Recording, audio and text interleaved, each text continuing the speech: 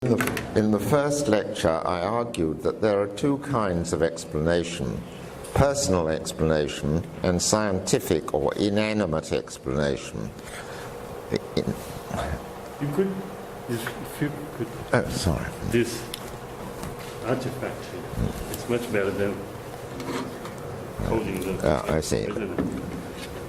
Is that audible?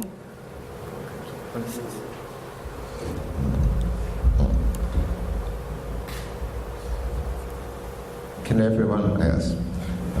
In the first lecture, I argued that there are two kinds of explanation: personal explanation and scientific or inanimate explanation, in terms of which we explain phenomena, and that there are explanatory hypotheses of each kind which explain different phenomena.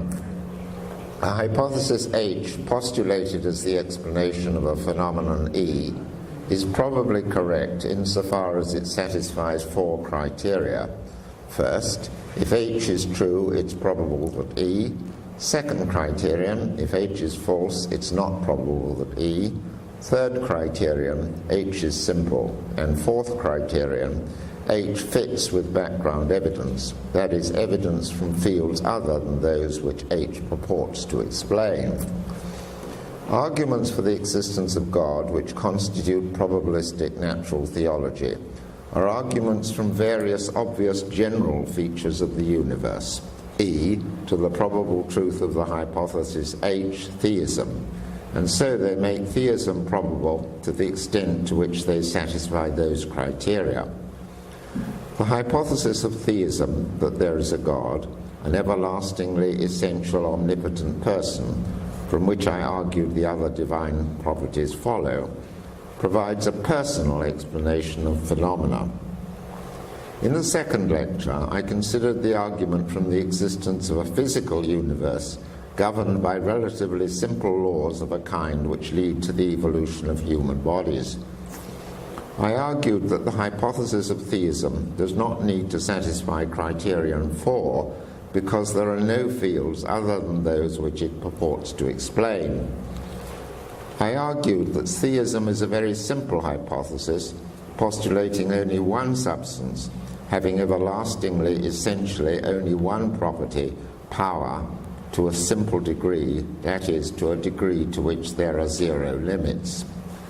I argued that theism satisfies criterion 1 very well, because in virtue of his perfect goodness, it's quite probable that God would bring about humans, rational beings with limited free will, to choose between good and evil, and thereby make significant differences to themselves, each other, and the world. For this purpose, God needed to make a world governed by simple, comprehensible laws, which lead to the evolution of human bodies. Hence, the argument to theism from such laws satisfies criterion 1 very well. I then argued that it's very improbable that there would be such laws if theism were false, and hence the operation of such laws gives significant probability to the existence of God. In this lecture, I shall discuss a further argument, the argument from the mental life of humans. I rely on the results of the previous lecture to the effect that God is a very simple being who will probably bring about humans. What is valuable about humans is their mental life of rational thought and belief, sensations and desires, and their ability to form and execute their intentions, that is, their purposes. In order to have this mental life, humans need bodies with limbs and mouths, through the movements of which they can make differences to the physical world, and through which they can learn about the world by light and sound waves impinging on their sense organs. And there need to be simple laws of nature so that humans can know the different effects of different movements. But all of this is only valuable because we have a mental life, and so can intentionally cause good or bad experiences in ourselves and others, and can have rational thoughts, and can come to understand deep truths, and can freely choose our intentions, that is, which effects to bring about in the world. So since, as I argued in the previous lecture, it's quite probable that a God would bring about the existence of humans. It's quite probable that God would bring about that mental life, and so whatever laws are necessary to produce that life. So the argument from that mental life to God satisfies criteria 1, 3, and 4. What I shall seek to show in this lecture is that it also satisfies criterion 2. That is, that it's very improbable that humans would have this mental life unless God brought it about.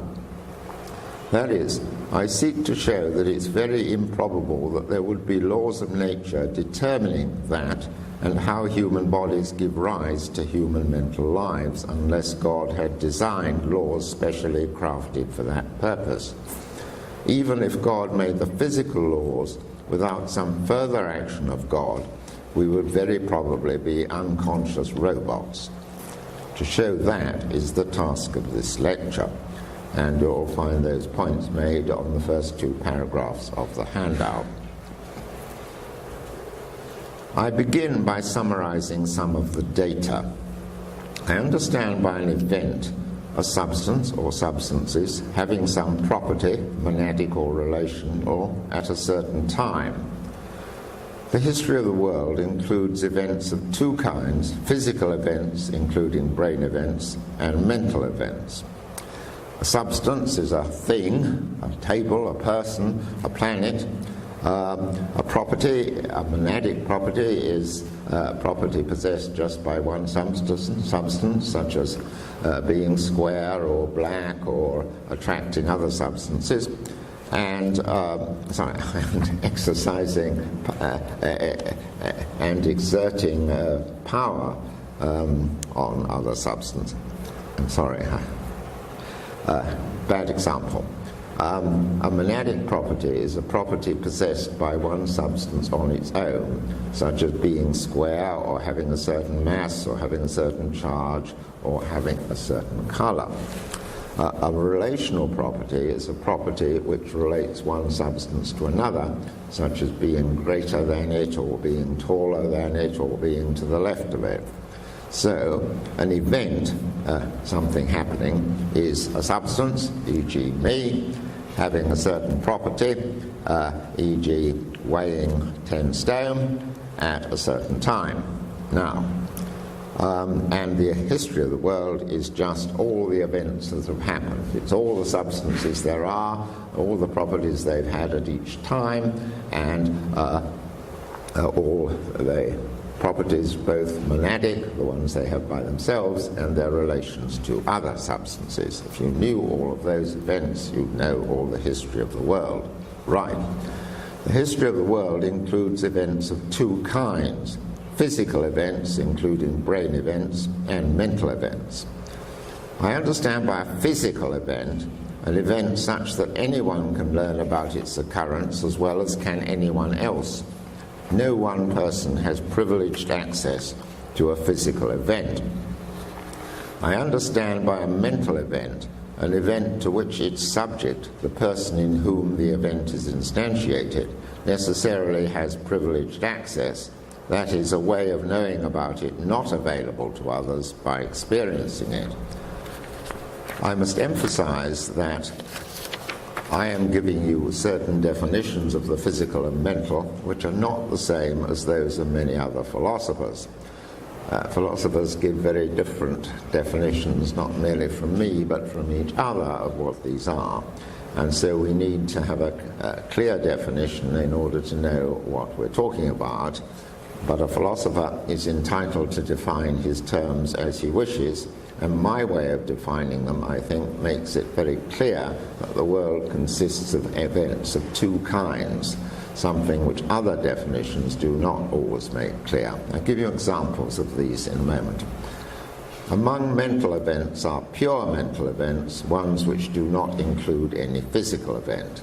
Among these latter are beliefs, current thoughts, intentions, desires, and sensations. These events neither entail nor are entailed by any physical event. Okay. Now, Perhaps it's best if I give you one or two examples just now. What I mean by a privileged access is you can know about it necessarily better than anyone else. If you're having a pain, someone else can find out about it by you making a noise, crying out, you telling them they have a pain. Or perhaps by looking at your brain they might discover better whether you have a pain. But you can look at your brain by some complicated mechanism. You can listen to yourself crying out. You can listen to what you say. But so any way anyone else can have of finding out whether you're in pain, you can find out. But you have a superior way of finding out because you actually experience it. So that's what makes it a mental event. You have privileged access to it. On the other hand, you don't have. No one has privileged access to whether there's a table here. Everyone can find it out as well as can anyone else. Sensations, thoughts, and intentions are occurrences of which necessarily anyone who has them at a time must be to some extent conscious at that time of having them. Beliefs and desires, by contrast, are what I call continuing mental states. That is, states which continue to exist while we're quite unconscious of them, but are mental because we can become conscious of them if we so choose.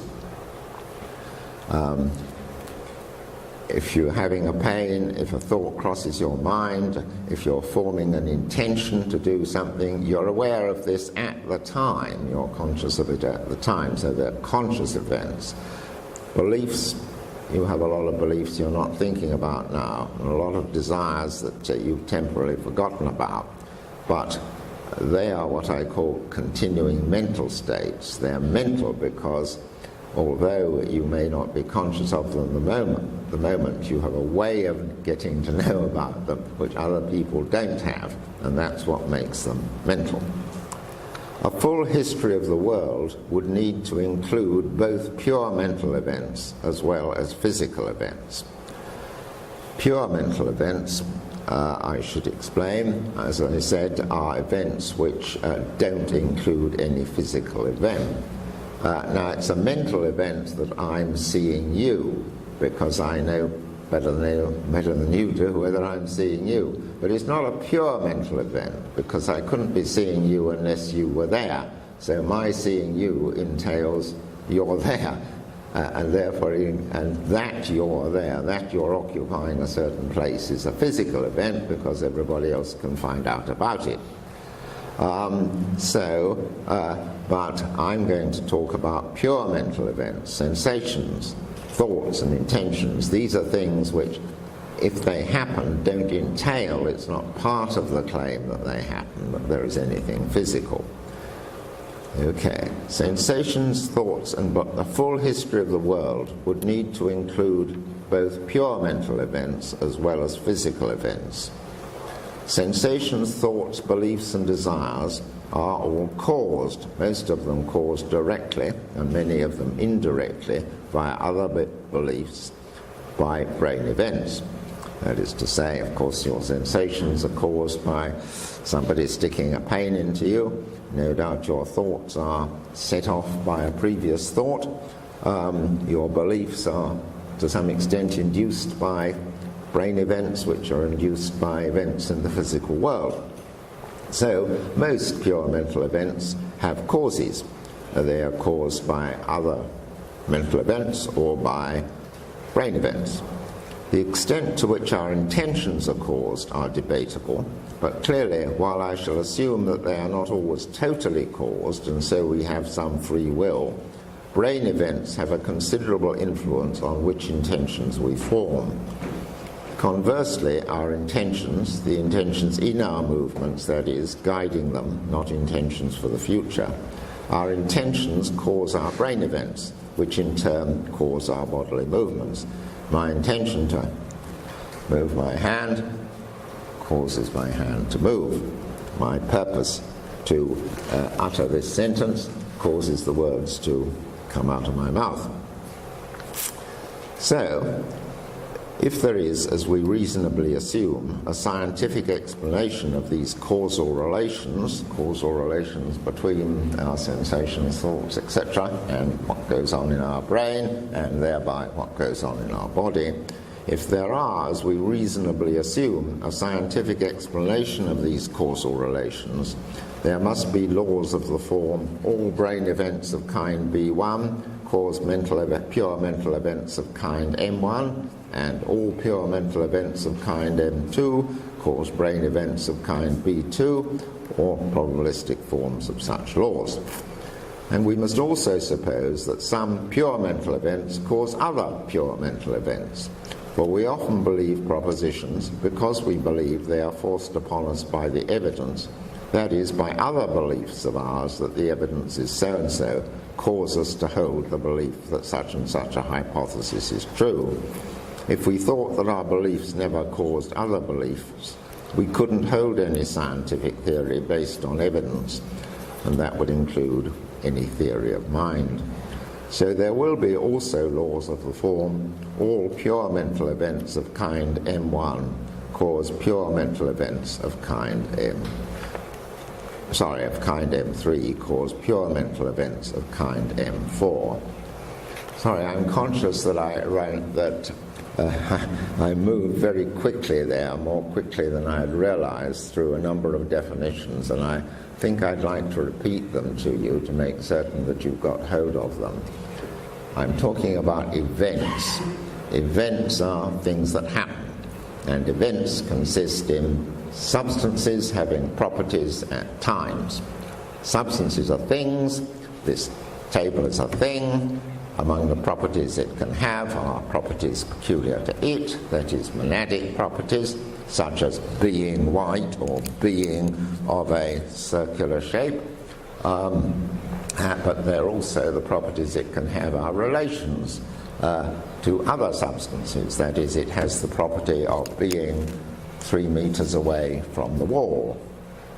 And so the events in the world consist of substances having properties at times. If you knew what every substance at every time, which property it had, you'd know everything there was that had happened in the history of the world.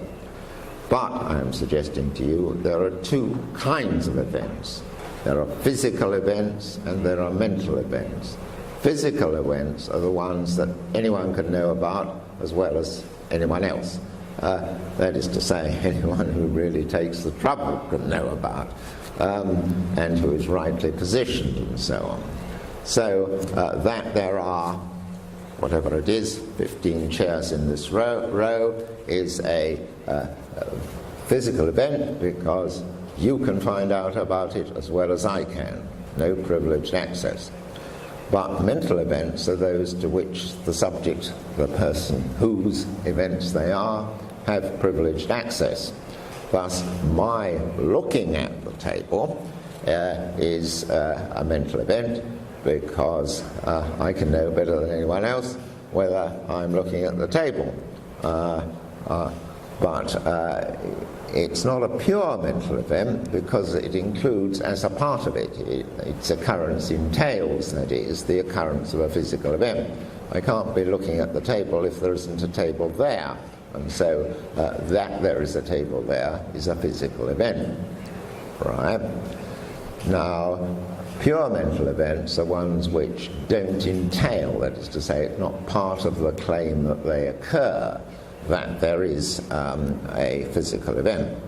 And so pains, sensations, thoughts, today is Friday, thoughts, by thoughts I mean a current thought, things that happen to you, intentions, your intention to move your arm, to go outside, to make an objection to what I'm saying. Your intentions are something you can be aware of, even if in fact your body doesn't do what you intend it to do. So these are pure mental events, and I distinguished among pure mental events between those which, if we have them, we must be conscious of having them, and that's sensations, thoughts and intentions, if you're not conscious of having a pain, you don't have a pain. But by contrast, beliefs and desires are what I call continuing mental states. That is, you can have beliefs and desires when you're not thinking about them, but what makes them mental is that you have privileged access to them. You can learn about them better than anyone else. Okay. Now, I then went on to suggest that clearly many pure mental events cause and are caused by brain events. Those brain events in turn being caused by events in the outside world. If you stick a pin in me, that bodily event causes a brain event, something happening in my brain, which causes me to have a pain. If I form an intention to move my hand, that causes something in my brain which causes my hand to move. And if you think I've given a good argument, then your belief in premises of these arguments cause you to have a belief in the conclusion of the argument. So one pure mental event causes another mental event. One belief causes another belief. And if there is a scientific explanation of these occurrences, therefore, there will be laws of the form, all brain events of this kind cause pure mental events of that kind, and so on. And all pure mental events of this kind cause brain events of that kind, and all pure mental events of this kind cause pure mental events of that kind. Okay, I think I rushed through that before, so I thought I should repeat it. Right, to continue. So, can there be such laws? Can there be laws like that? If we are to have a scientific explanation, there must be laws like that. Now, and if there are such laws, they will therefore form a theory, a psychophysical theory of the interaction of the mental and the physical. Now, let's look at what makes a theory of the physical, a simple theory of physics, a theory.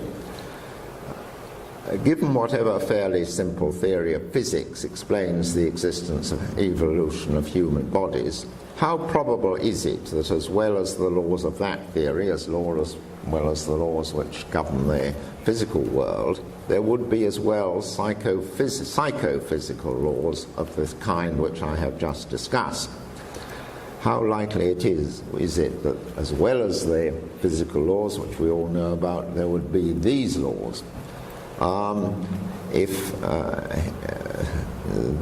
God is not responsible for the laws of nature, if there just are laws, and if there just are, for some reason, physical laws, how likely is it that there would be, unless some being had caused it, how likely is it that there would be as well psychophysical laws which would give rise to our mental life? Now, what makes a scientific theory, such as a theory of mechanics, able to explain a diverse set of mechanical phenomena is that the laws of mechanics all deal with the same sort of thing, physical objects, and concern only a few of their properties, such as mass, shape, size, and position, which differ from each other in measurable ways. For example, one has twice as much mass as another, or is three times as long as another. Because the values of these measurable properties are affected by the values of only a few other such properties, we can have a few general laws which relate two or more such measured properties in all objects by a mathematical formula. We do not merely have to say, for example, that when an inelastic object of 100 grams mass, moving at 10 meters per second, collides with another inelastic object of 200 gram mass, moving at 5 meters per second, such and such results, with quite unconnected formulae for the results of collisions between bodies of 80 grams, bodies of 60 grams, and so on. We can have a general formula a law stating that for every pair of inelastic objects in collision, the quantity of the sum of the mass of the first multiplied by its velocity plus the mass of the second multiplied by its velocity is always conserved. But that can only hold if mass and velocity can be measured on scales, for example of grams and meters per second. And we can extend mechanics to a general physics, including a few more measurable quantities, such as charge, spin, color charge, and so on, which interact with the mechanical qualities to construct a theory which makes testable predictions. In a physical theory, you have measurable quantities, and therefore you can have a general law saying fx equals gy, and there are various possibilities of different values of f and x and g. You can calculate the value of y. And you only need in physics a few sort of properties, mass, charge, and so on, and these can have all sorts of values, and then the formulae of physics allow you to calculate everything else in this way. It all depends on measurable quantities, and it all depends on simple relations between them. But what about a psychophysical theory, a theory which relates the mental life to the bodily life? A psychophysical theory, however, would need to deal with things of very different kinds from each other. Brain events, which are physical, brain events differ from each other in the chemical elements involved in them, which in turn differ from each other in measurable ways. And they differ from each other in the velocity and direction of the transmission of electric charge. So brain events are just physical events, and they differ in the kind of way that physical events differ from each other. But pure mental events do not have any of these properties. Sensations are not in general analyzable in terms of different degrees of a few common elements. Being sweet, tasting sweet, does not differ from being blue, looking blue, in having more or less of some common element. The intentional, or as I will call them, propositional events that are beliefs, that is, beliefs, desires, thoughts, and intentions, those events consist of an attitude to a proposition. My desire that I have coffee, or my thought that today is Friday, are attitudes towards a proposition, and therefore these are propositional events. The intentional, or as I shall call them, propositional events, beliefs, desires, and so on, which consist of an attitude to a proposition, are what they are and have the influence they do in virtue of their propositional content. That is to say, my desire that I have some coffee is the desire it is in virtue of what I desire, that I should have some coffee, and that its influence is the influence it has in virtue of that content. While this content can be expressed in a language, and so different propositional events do consist of attitudes to things consisting of common elements, the concepts denoted by our words, there are enormous numbers of these elements. We can have desires about all sorts of different things, and while each person's beliefs and so on are expressible in language, it will be a language which I suggest has a content and rules differing slightly for each person. We understand, each of us understands a given word in slightly different ways from each other, and so has slightly different concepts from each other. But we all talk the same language to the extent that the differences are only very slight. Propositional events have relations of deductive logic, as I shall show shortly. Some of those deductive relations determine the identity of the propositional event. The rules of language which relate the words of that language to each other cannot be captured by a few laws of language, because the deductive relations between sentences and, say, the propositions which they express are so complicated that it needs all the rules contained in a dictionary and grammar of the language to express them. These rules are independent rules and do not follow from a few more general rules. Consider how few of the words which occur in a dictionary can be defined adequately by other words in the dictionary, and the same must hold for the concepts which they express. And consider in how many different ways describable by the grammar of the language words can be put together so as to form sentences with different kinds of meaning, and so the same must hold for the propositions which they express. You see, if you really understood the few laws of physics, then you could work everything out. But in order to understand a language, you've got to understand all the rules in the grammar, and there are a large number of them. And you've got to understand all the words, and only few of the words can be described, analysed adequately by other words. So there are an enormous number of words, enormous number of ways they can be combined.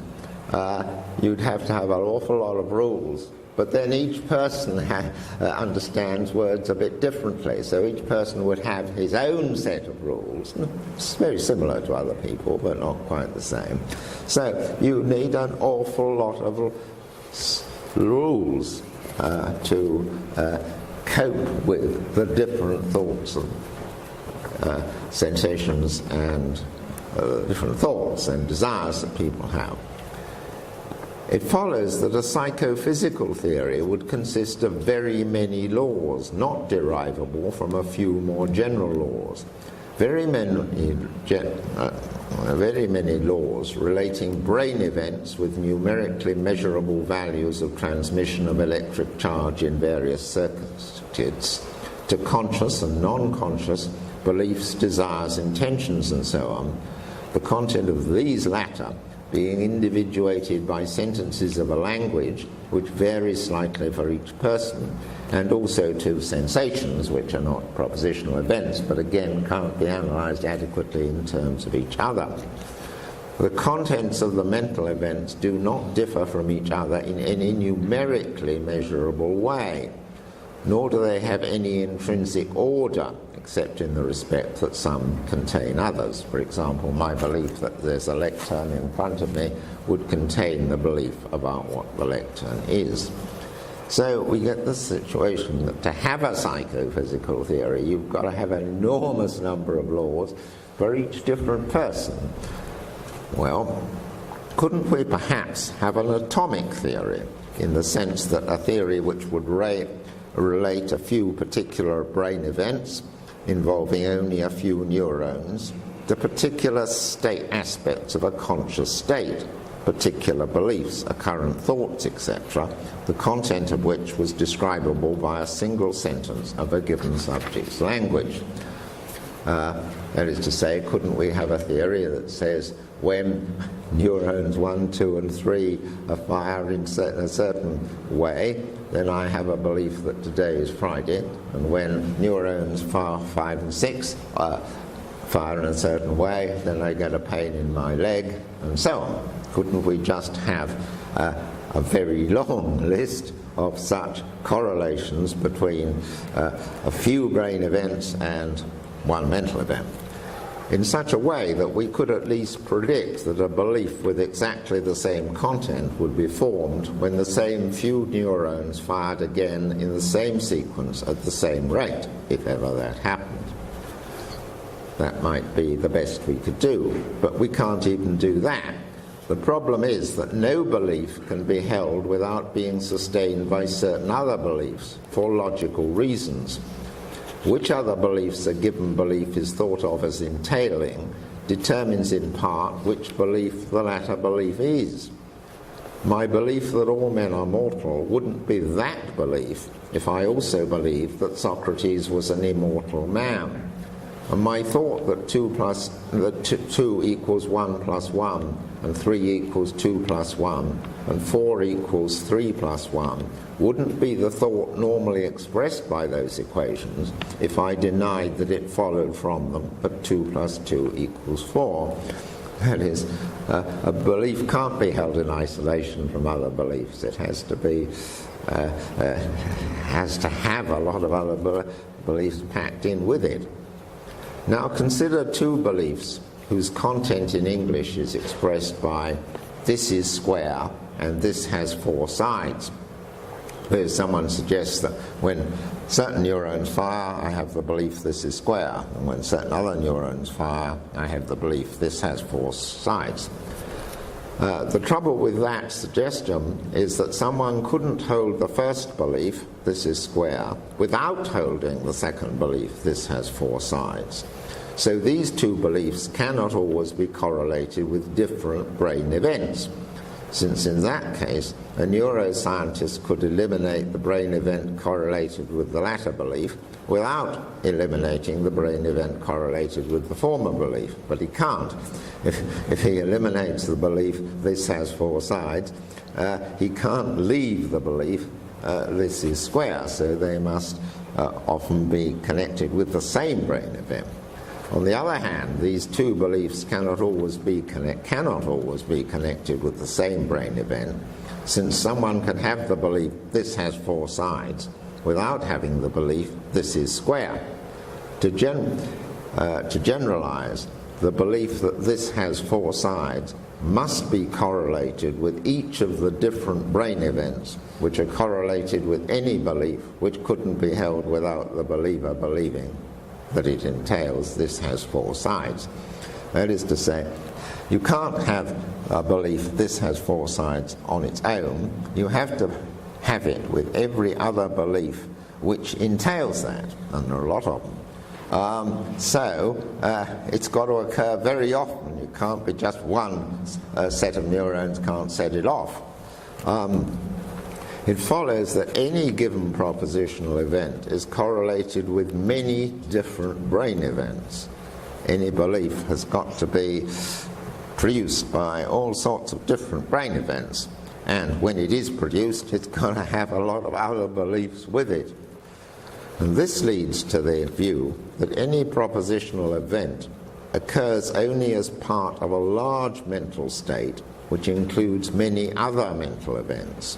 And it's this large mental state which is correlated with a large brain state without there being correlations between separate parts of the mental and brain states. That is, you can't have a situation where only a few neurons fire to produce a given belief. If there are psychophysical laws, they've got to say an enormous number of brain events produces an enormous number of mental states without there being correlations between the separate parts. So, and this is in paragraph 3 on your handout, so the psychophysical laws would consist of an enormous number of separate laws not derivable from a few more general laws. Laws relating large brain events with numerically measurable values of transmission of electric charge in various circuits, on the one hand, to large conscious and non-conscious states consisting of beliefs, desires, intentions, and so on, with a content individuated by sentences of a language varying slightly for each person, and also sensations all of different strengths. To suppose that a theory of physics with its few who knows 30 laws, let's say, to suppose that a theory of physics with all this added, all this, billions of laws added, is the ultimate explanation of the data of consciousness, is to suppose a very unsimple and so a priori very improbable ultimate theory. Could not God have caused us to exist as embodied beings without the laws connecting our brains and our mental life being so complicated? Not, I suggest, if we are to have rich mental lives, each mental life of each person a bit different from the life of each other person, and not if we are able to reason about the state of the world and influence each other's mental lives by influencing their brains for good or ill. Hence it is probable that God would bring about psychophysical laws of the kind which we have, and hence their existence greatly increases the probability of the existence of God. But to suppose that, as it were, there are just, as well as the physical laws, innumerable psychophysical laws just occurring, as it were, is to make a supposition of a very a priori unlikely state of affairs.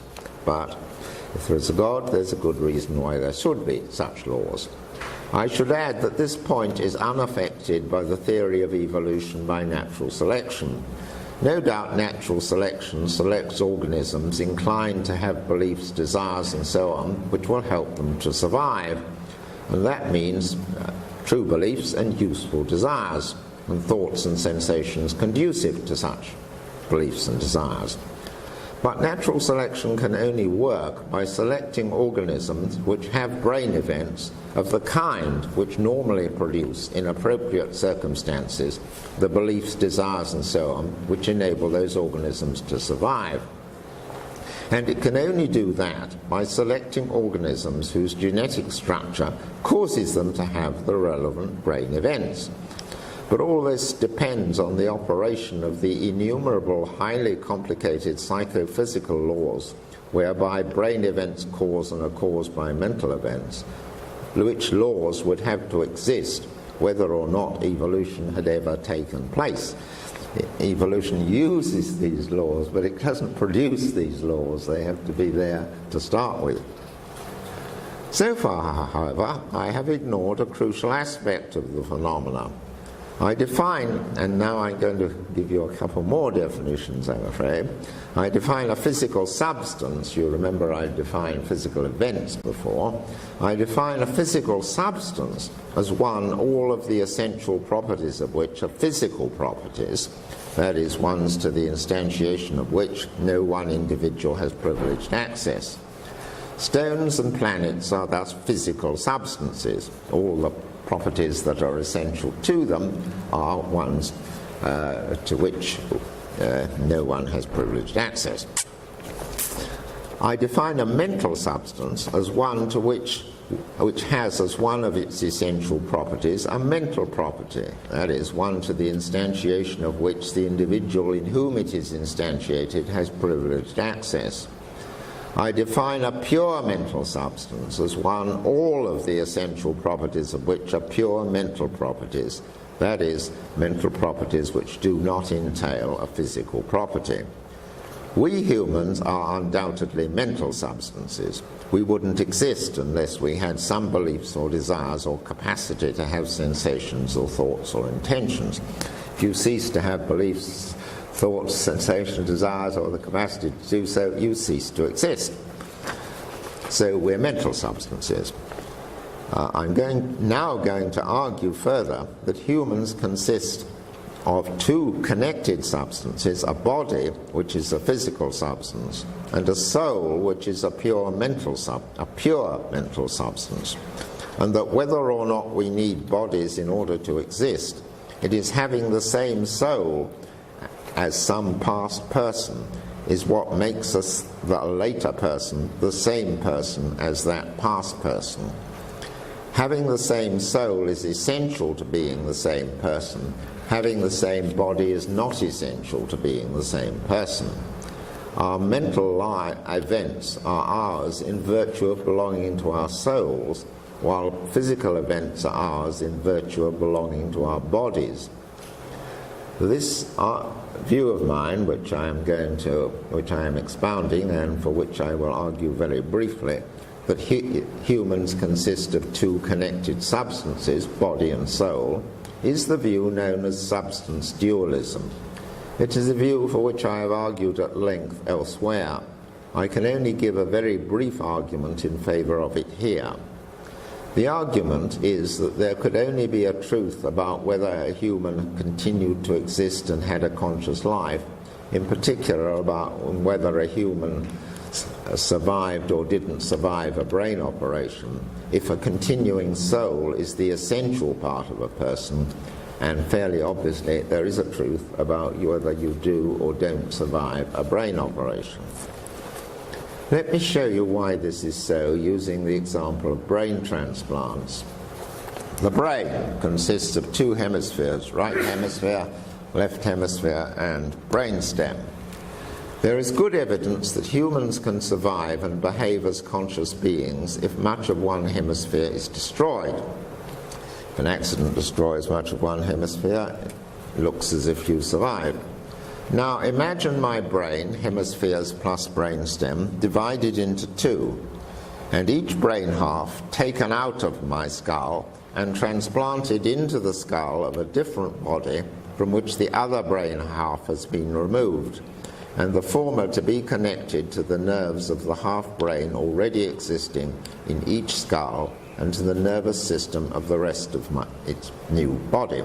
Thus, suppose I have two clones, a clone of me here, a clone of me there, and you take out of my skull my brain, you divide it into two, and you remove the left half brain from this clone and the right half brain from that clone, and you put my left half brain in that clone and my right half brain in that clone, and you connect the nerves up to the already existing half brain and to the rest of the body. Given, and let's assume that the transplant takes, there would then, we reasonably expect, be two living persons with lives of conscious experiences. That is to say, beforehand there were three, but you've taken the brain out of this one and two half brains out of that one, so that there are now only two persons. Given that the transplants takes, there would then be two living persons with lives of conscious experiences.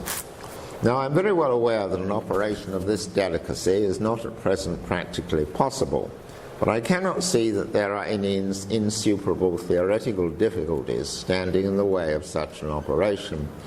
Indeed, that is a mild understatement. Alas, I expect one day some mad scientist will do it.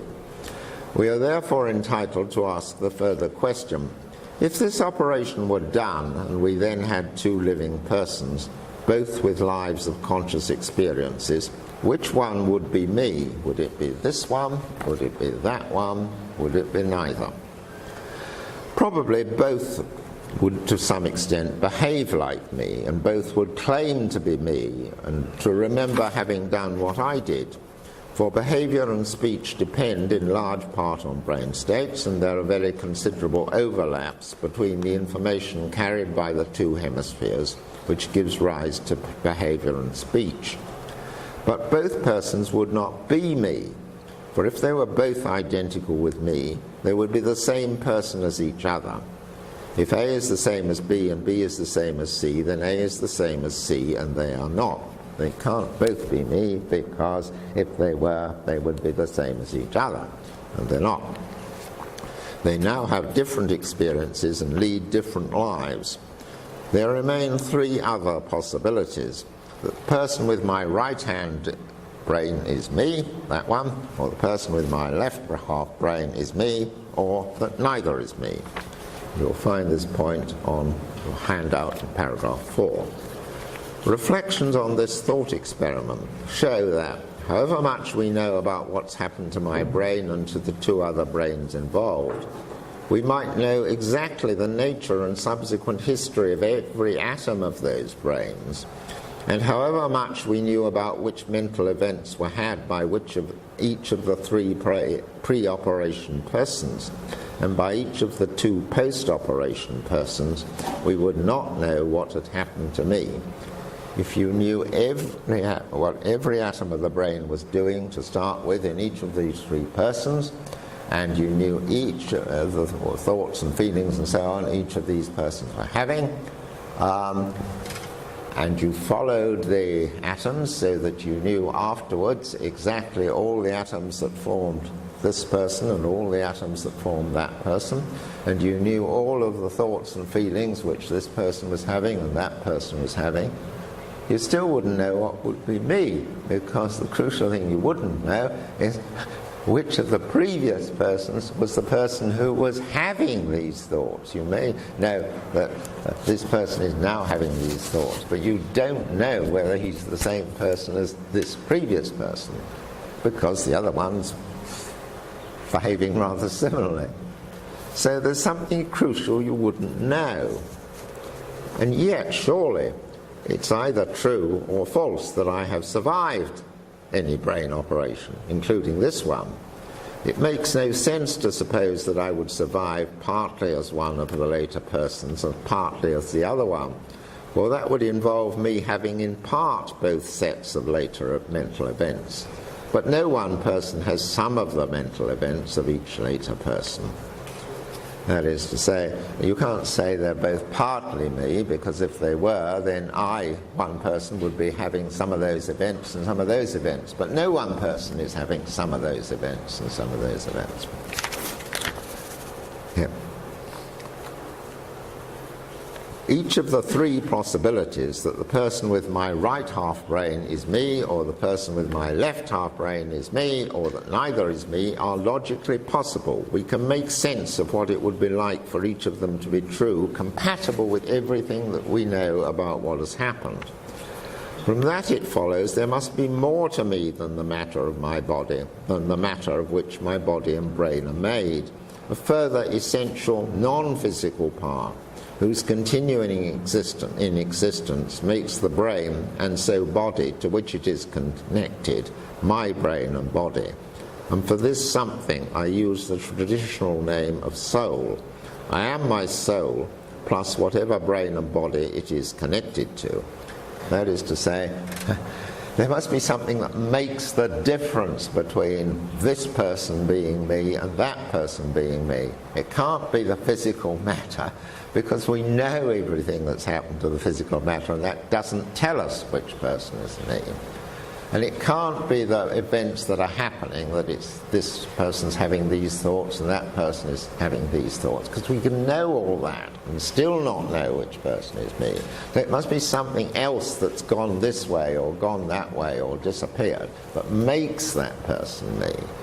And since it's not a physical thing, and since it's not an event, physical or mental, it must be a pure mental thing, a soul. It's the only remaining possibility, because if there wasn't this further element, then there wouldn't be any difference. But there is a difference, so there must be the further element. I am my soul, plus whatever brain and body it is connected to. Normally my soul goes where my brain goes, but in unusual circumstances, such as when my brain is split, it's uncertain where it goes. Although no one can know which soul is connected to which resulting body in such circumstances, there would nevertheless be a truth about whether I had survived the operation, which there would not be if all there was to me was my brain and body. So, if science is to explain the existence of humans, it must include laws of the form, not merely ones of the form we've described so far, but it must include laws of the form, all brain events of a certain kind cause the existence of a soul in interaction with them. And the laws determining which brain events, and there must be laws determining which brain events would keep the same soul in existence. And since I exist only insofar as I have a mental life, the laws governing which mental brain events produce sensations, beliefs, and so on, must be rephrased as laws governing which brain events cause the connected soul to have intentions, beliefs, and so on, of various kinds. This has the consequence that the psychophysical addition to modern physics would make the resulting science an even more complicated science than it would be otherwise. That is to say, if you're to have a science that explains the mental, it's got to have innumerable laws, and these laws must be laws connecting brain events to a soul, and conversely. But alas, even that isn't going to be enough. It's not going to be enough, because such laws would not explain to each me, all-important datum, that it is the development of the brain which is currently mine, did not merely cause the existence of a soul, it caused the existence of my soul, the essential part of me. That is to say, if there are to be laws, it must not merely explain why there's a soul connected with this body, but why there is a particular soul that it is connected to this body. Human beings, and so our souls, have a thisness which makes us who we are. For our I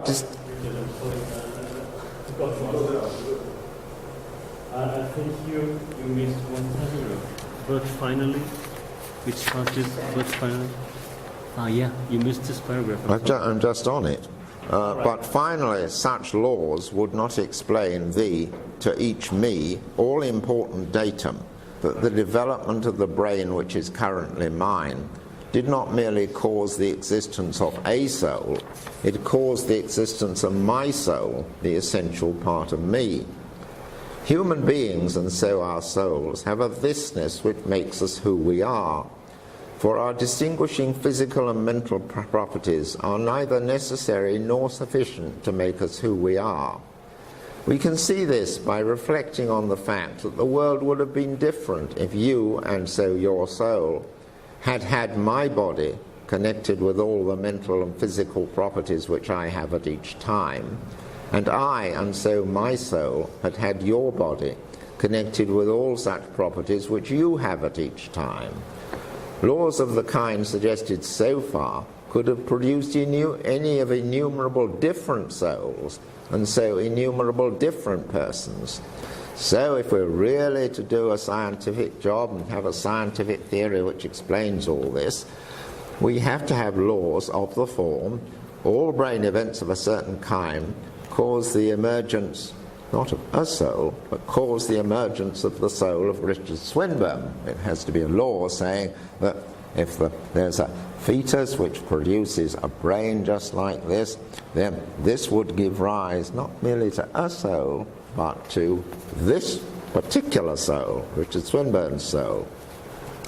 But if the psychophysical laws were of that kind, then brain events of the kind that caused the emergence of me would, if brain events of the same kind as caused the emergence of me on this planet occurred also on a different planet, also cause the emergence of me. That's to say, if there was some feature of brain events which would cause the emergence of me, then if we could reproduce it on another planet, it would also cause the re-emergence of me. But of course that wouldn't happen, because if I'm here having one experience, I can't also be there having a different experience. So, we have to adjust the laws a little. Maybe the laws are subject to some qualification which prevents that logical impossibility. The laws might, for example, have the form, all brain events of a certain kind cause the emergence of the soul of Richard Swinburne, if that soul is not already functioning somewhere else in the universe. Such a law would, of course, make it possible for us to engineer reincarnation. But if there is a law of this kind governing the evolution of me, there would have to be a separate unconnected law for each human now alive, at least 7 billion separate fundamental laws, as well as innumerable more laws for all future humans. This, together with all the separate laws determining which mental events are produced in a connected soul, would make science so complicated as to be a priori extremely improbable. Not merely billions, but trillions and trillions of laws. Further, any law stating that certain brain events would cause the evolution of a particular soul, for example the soul of Richard Swinburne, could only be formulated after that person had come into existence, and would have no further consequences, and so would make no further verifiable predictions.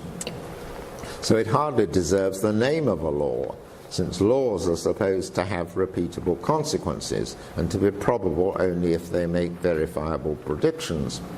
To suppose that there are these trillions of separate psychophysical laws providing the ultimate explanation of the mental life is to postulate a believable complexity which would fail my criterion 3 totally, and in respect of simplicity, that is, my criterion of simplicity, it would fail completely.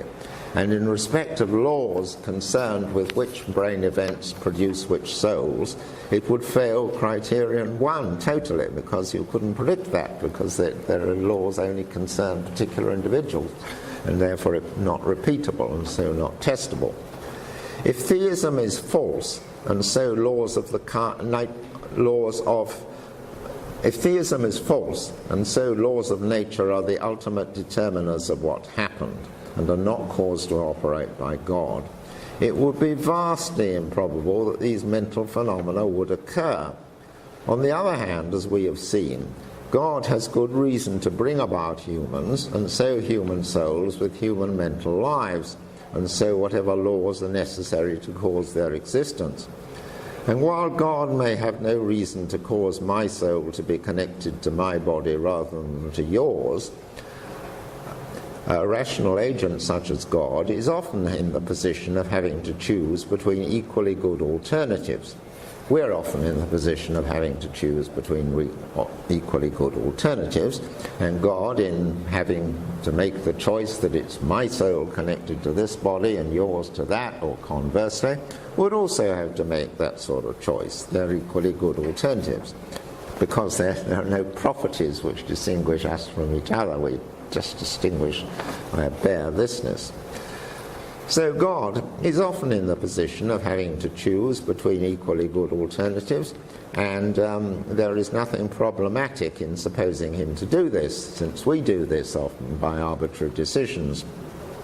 Hence, the phenomena of the mental life provide very strong further evidence for the existence of God beyond that provided by the operation of simple, comprehensible physical laws which lead to the evolution of human bodies. Thank you.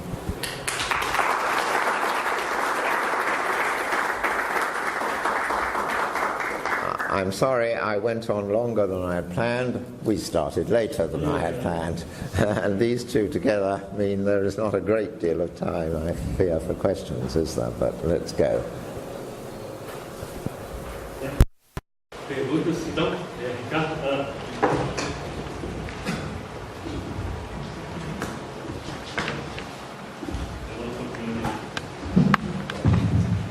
Thank you for your talk. Well, I have two questions. One of them is, the first one is kind of specific, the other is perhaps more general. So the first one is about your definition of a mental event. Yes.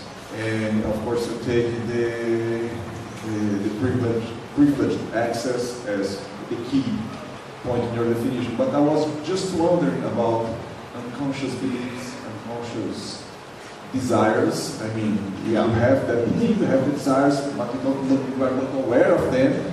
So perhaps a third person would have more chance to know about those beliefs and those desires.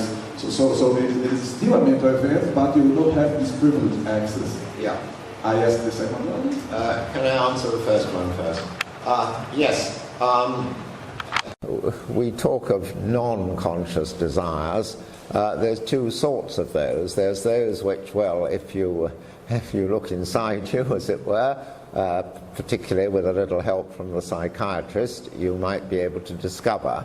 They count as mental on my criterion because you are in a privileged position to find them out. It may take a little time, but you are in a privileged position to find them out.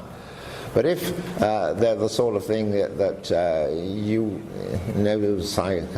psychiatrist could help you to find out, they are as obvious to him as, or unobvious to him as to you, then they don't count as desires in my sense. They're not. They are just inclinations which are influencing us, although they don't. I don't want to call them desires. I'm making it a matter of definition that they are not mental events in that case. I am making it a matter of definition that they're mental events in the other sense. I'm entitled to define my terms as I want. These are the events I'm concerned with. They are events which are of a different kind from the other events in the world. A good theory of the world will make that distinction because it's a very important one. Yeah. Question about the first part of your talk, which is in fact the most important part of the argument, the theist argument. And I don't know if I missed something, but you suppose that atheism has to have this sort of laws. I mean, if theism is false, you have to have this sort of laws which you try to show that is quite complicated, improbable, and so on and so forth. But can't we conceive, I mean, one thing implies necessarily the other. Can't we have atheism and the existence of God without having to have those sort of laws? It's logically possible, yes, but the question is whether it's probable. God has, because we're a good thing, and God is interested in producing good things for the reasons I talked about before, that is, there's a kind of goodness in us that God himself doesn't have, and therefore it's quite likely he would wish to produce this. He is going to produce human beings. And if human beings are to be individual human beings, they've got to be distinguished in this sort of way by having a certain thisness to them that makes them this. And they've got to have a mental life to them. And the very nature of the mental life, if it's to be a rich mental life, it's got to have we've got to have lots of concepts which are not analysable in terms of each other. Otherwise we would have a very narrow view of the world. And all of this has to happen if God is if we are to have there to be us with a rich mental life, but God has good reason to produce it. But if you suppose there is no God, you have to suppose, as it were, these particular laws, in some sense, I don't know, emerge by chance or something like that. But then, or put another way, that they are the ultimate laws. Nothing explains them. They are just the laws. The true theory of the world consists of all these trillions of laws. That's the alternative. And given that simplicity is evidence of truth, the chance that by chance there would be just those sort of laws is very low, unless there's some reason why there would be those sort of laws, and there is if there's a God. It's very unlikely there'd be any laws if there was no God, but I'm saying suppose there are, and suppose there are physical laws. How probable it is that there would be all these laws about the effects of particular physical events, brain events, in producing a mental life of that kind, just by chance. And just by chance there might be any sort of laws or no sort of laws, but not these sort of laws, but for any particular reason. But if there's a God, there's every reason to suppose there would be these sort of laws. But my point is, why to the existence of those laws? Why? Why not the connection between mental life and physical events and substance and so forth? Why not to take them as a brute fact? I mean, given the no-existence of God. You'd have to take them as a brute fact, that's true, but if you're to I'm supposing that, as it were, well, clearly there are these causal relations between the mental and the physical, and clearly they have a certain pattern to them. That is to say, if you stick a pin in me once, it'll produce a pain. If you stick another pin in me, it'll produce a pain. So clearly there are law-like correlations, and these law-like correlations explain these phenomena of the mental life. So I am asking how probable it is that there would be these laws, that the true theory of the universe would have these laws. I think the true theory of the universe does have these laws. That's the only way to explain what's going on. So the question is it more likely that these laws would evolved by chance, just these laws, 7 trillion laws, all of this kind, or that somebody designed them. Because if somebody had the aim of producing us, then they would produce these laws in order to produce us. So those are the alternatives. Yeah. Lecture, Professor, and I had a question about your idea of business. Yes. Do you take it from the Franciscan tradition, sculptures, etc.?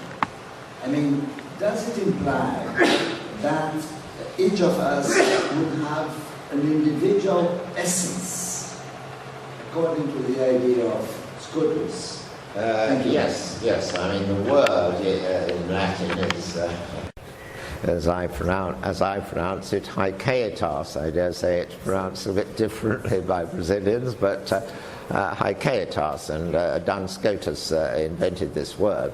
But it's come into currency recently in Anglo-American philosophy, and it means something that makes an individual substance that substance other than its properties in the sense of universals. What makes me me is not the thoughts and feelings and so on which I have, because there could be a duplicate of me which had those thoughts and feelings, but it wouldn't be me. And the thisness is the bit that makes me me. And I also suggest, as it were, it could still be me even if I had lots of other different thoughts and feelings. Our very conception of ourselves surely involves this.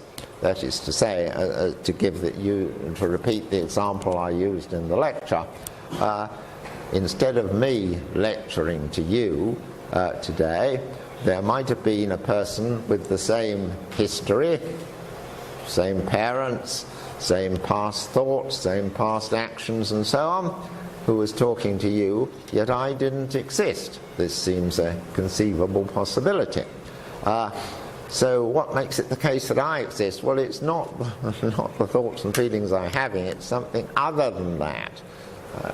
And thisness is something other than that. That is the suggestion.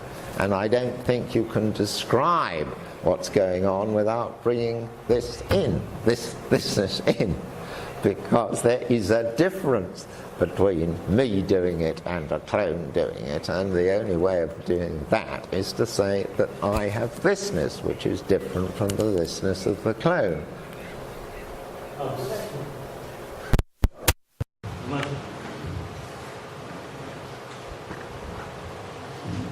Just completing the question, in case of physical laws, would you admit that elemental particles have no sense? This case, I mean, they are indistinguishable. Yeah. In case of physics.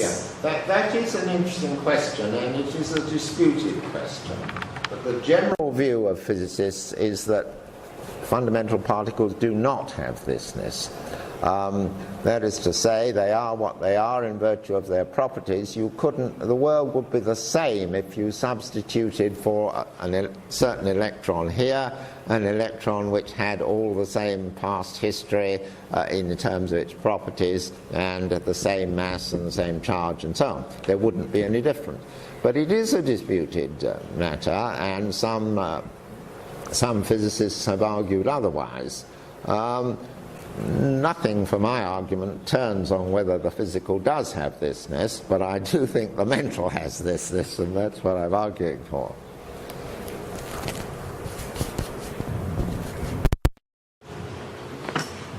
Professor, is a very interesting theory, and we know it's very controversial today. But I would like to ask something about pure mental states. Yeah. I don't know if I understood well. You mean there is a pure mental state, I don't know, without brain states. So if we have the principle of supervenience between brain states and mental states, how can you know there is a kind of dualism of substance and not a dualism of properties? So if you have always a correlation between mental states and brain states, for me it's very difficult to say that there is not an identical substance of that. Yes.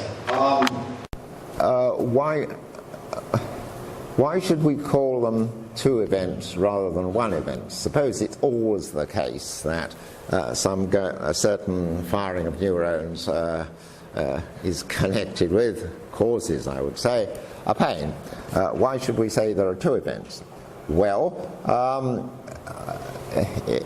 my criterion of event identity is that two events are different if and only if they involve different substances or different properties. And it looks as if having a pain is a different property from something happening in my brain. But you may say, well, really, it's the same property. But if you say that, then you have the problem that you could know all the events which had happened in the world without knowing everything that had happened in the world, because you would know that the event of my neurons firing had happened without knowing whether or not I had had pain, because that wouldn't entail that I had had pain. If somebody arrived from another planet whose bodies were entirely different kinds from us, and they looked at us, they would wonder, okay, if I stick a pin in him he will scream, but does he feel anything? That would be a serious and interesting question for them. Just as it's a serious and interesting question for us whether fish feel pain or not. So, if you're really to tell the history of the world, you must bring that element in. And the obvious simple way to bring that element in is to say that two properties are different if and only if the instantiation of the one doesn't entail, it's not part of it, the instantiation of the other. And so two events are different if two properties involved in them are different. And so, given that, mental events do not supervene on physical events, full stop.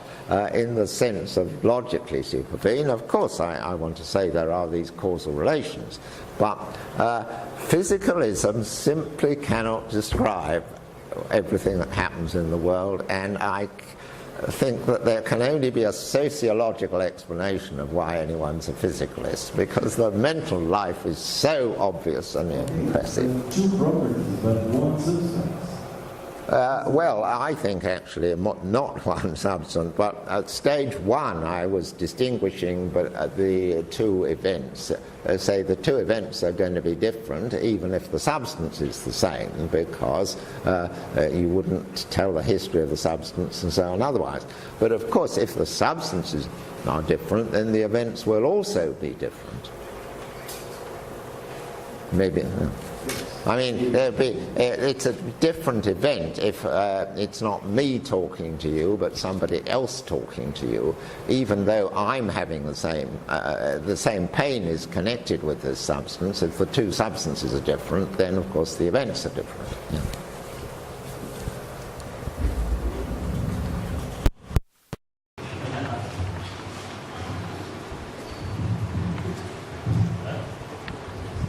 May I speak in Portuguese?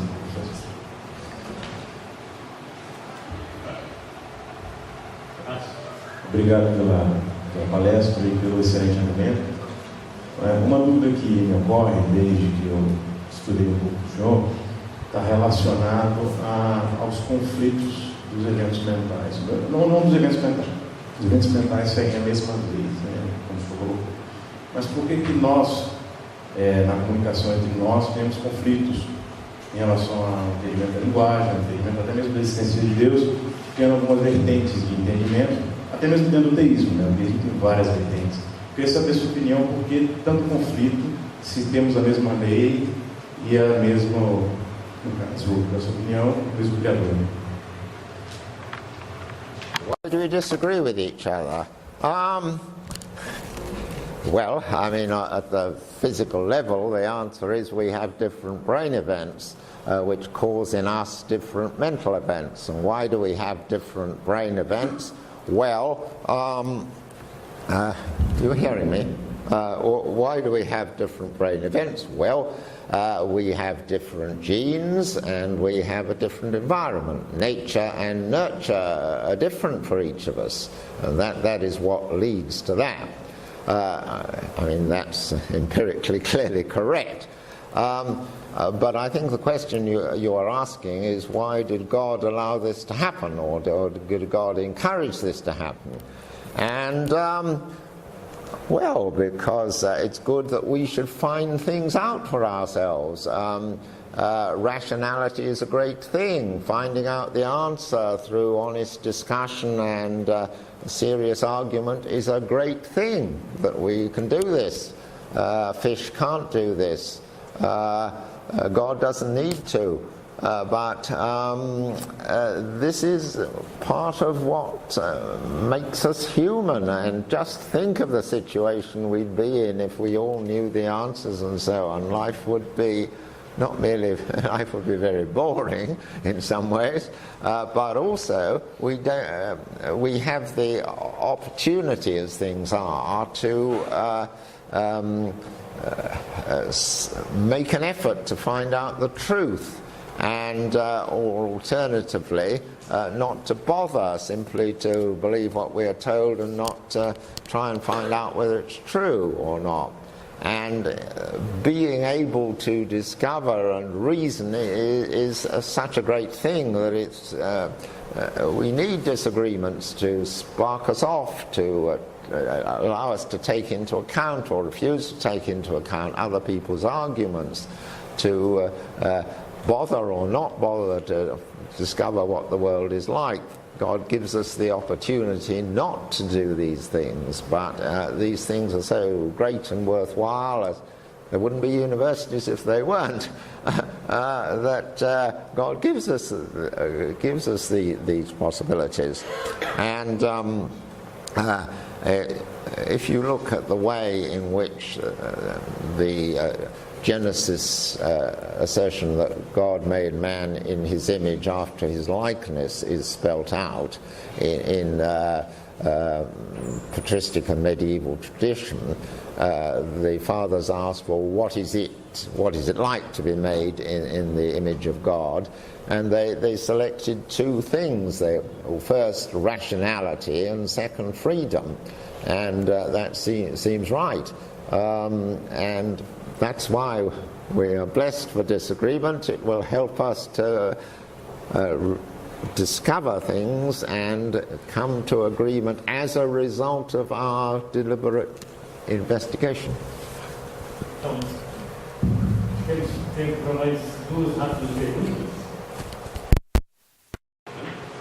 Thank you, Professor Swinburne, for your talk. When you defend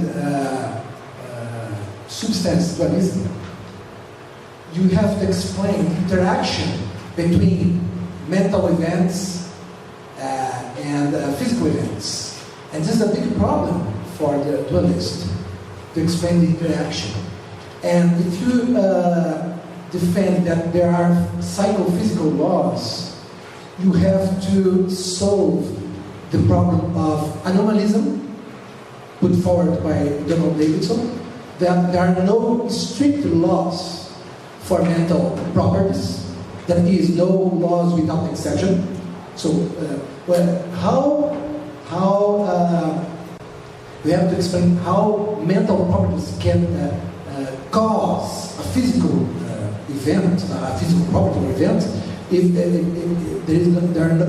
there are no strict laws involving mental properties. The other problem, the concern with this one, is the problem of irrelevance, or the exclusion. For any physical event, you can find another physical event that explains, that causes that physical event. So it seems that mental properties or mental events are irrelevant. And third... Wait a minute, I forget your first point. I'd like to take them one by one. Well, Davidson said this, he was just wrong. He gave no argument for it. Look, there are neuroscientists working in labs at the moment trying to find out just exactly which mental events, exactly which brain events cause pains and which don't. And they're looking for laws to which there are no exceptions. That's what they're looking for, and they're getting near in some cases. This was just a bit of dogmatism by Davidson in pre-scientific age as regards neuroscience. So that's my answer to that. I'm not being dogmatic here. I mean, this is what neuroscientists think they're doing. Now, what is the second? It is still a problem, anomalism for causation mental events. But okay, secondly, the second connected with this one is the problem of exclusion or irrelevance.